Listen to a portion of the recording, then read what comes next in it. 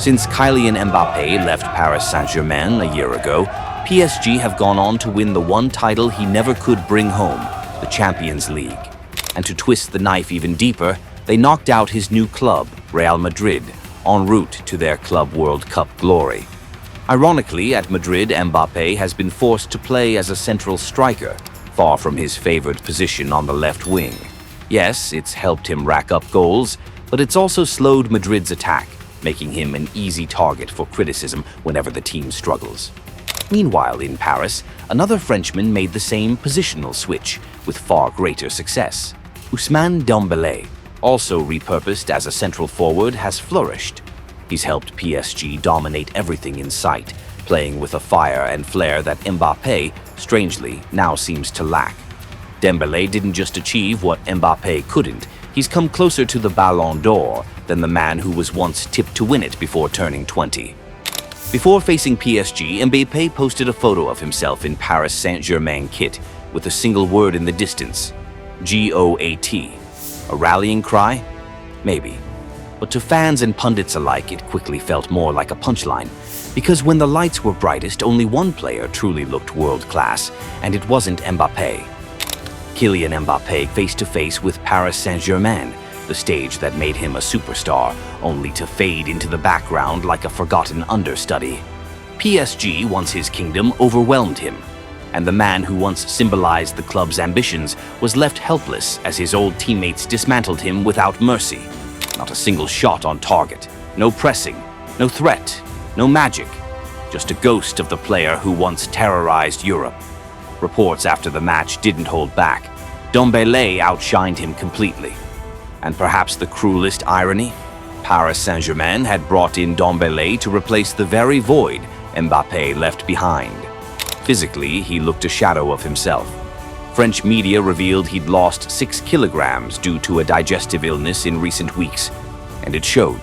His acceleration lacked bite, his dribbles had no spark.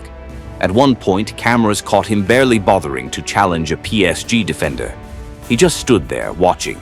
Whether out of exhaustion or disillusionment, no one could say.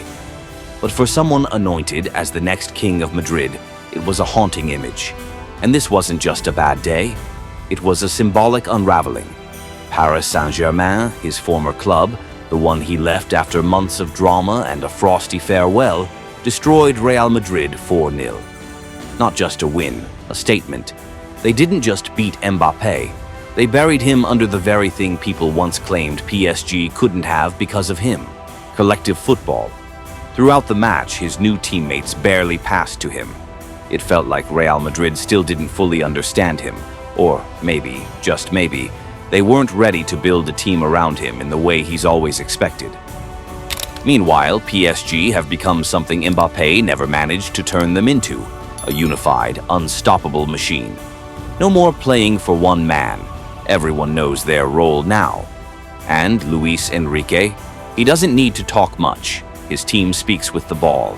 Dembélé plays like he's repaying a debt to his manager. Fabian Ruiz shines like a man finally trusted on the big stage in Europe. And Gonzalo Ramos, the same striker Mbappé once dismissed as not good enough for PSG, came off the bench to score the 4th goal, the final nail in a tragic tale named Kylian.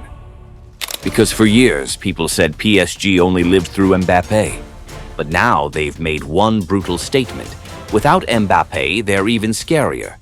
This is the complete main dialogue from the viral 2023-24 clip featuring Luis Enrique and Kylian Mbappé, as captured in the Movie Star Plus documentary series. The PSG coach looks him in the eye and says, "Kylian, I want you to leave PSG the right way, truly. But you need to earn it. I want people to applaud you, not boo or sigh in disappointment. I know you're a phenomenon, an extraordinary player, but that's not enough.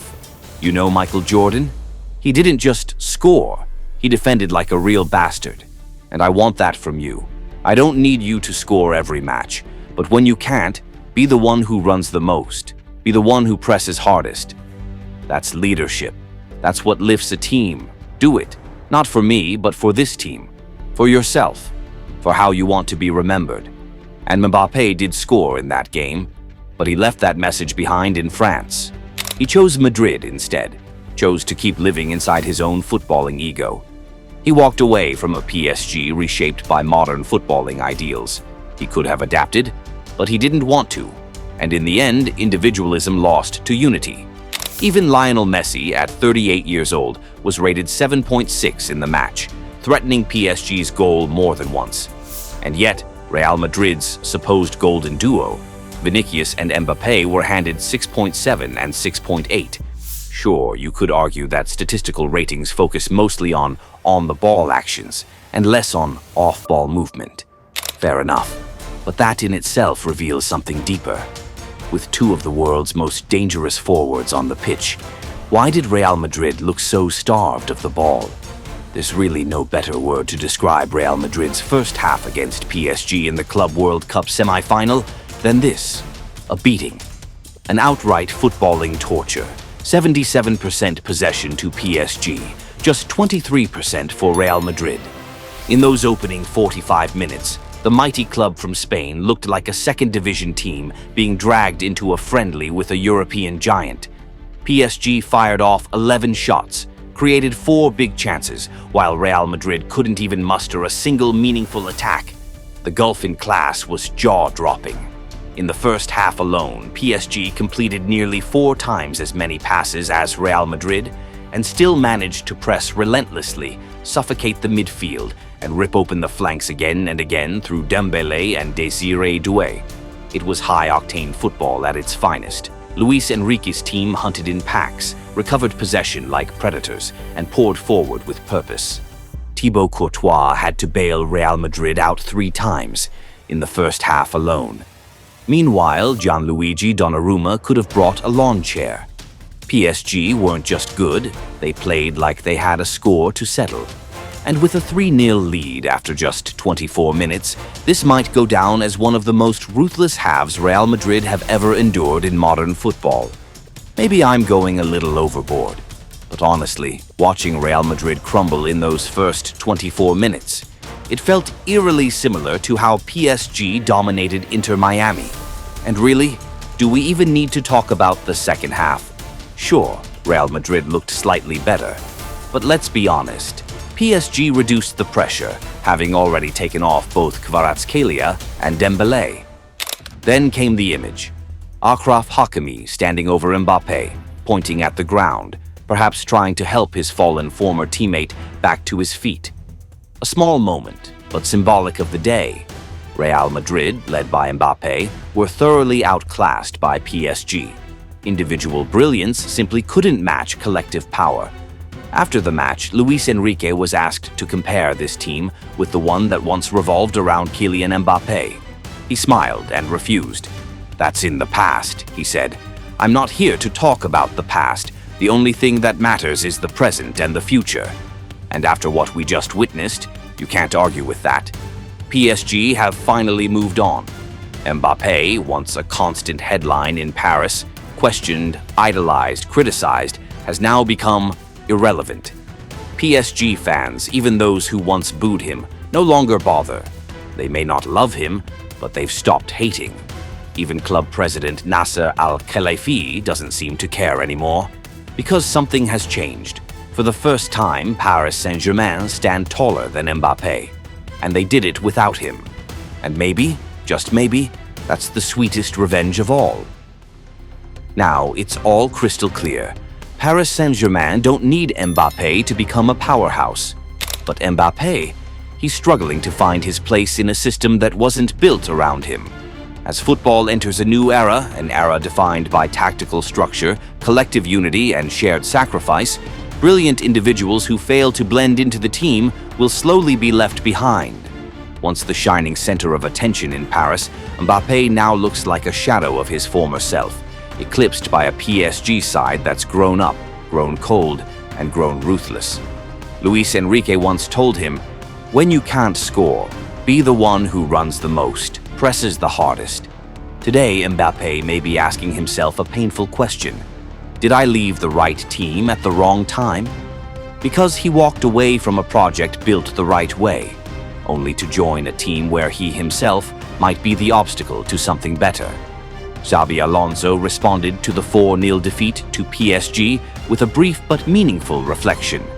Now we know a few things for sure. We've learned some truths. Changes will come. And for many fans, a silent hope crept in. Please don't let that change mean keeping Mbappé untouchable. Xabi tried to downplay it later. Mbappé and Vinicius? No. We're talking about the whole team, not individuals. But everyone watching could see it. Some of those team-wide issues start with specific names. Mbappé didn't just have a poor performance. His presence continues to negatively affect Real Madrid's attacking shape. And what's worse, he hasn't shown the hunger to evolve, to adapt, or to sacrifice for the team. The problem won't go away if minds inside the dressing room stay closed. When a superstar waits for the ball, doesn't press, doesn't defend, then, no matter how hard the rest of the team tries, it's like dragging a weight behind them. True change begins only when everyone is willing to change together. The Mbappé PSG saga has become a textbook case of modern football's biggest truth. There's a difference between individual brilliance and collective strength. In today's game, where tactics, cohesion, and team spirit matter more than ever, not even the most gifted player can carry a team alone. Not if they refuse to become part of the whole. Paris Saint-Germain without Mbappé have become a well-oiled winning machine. Mbappé at Real Madrid, still chasing the explosive version of himself that once lit up the Parc des Princes. What do you think? Has the era of one-man army superstars finally come to an end? Drop your thoughts in the comments below.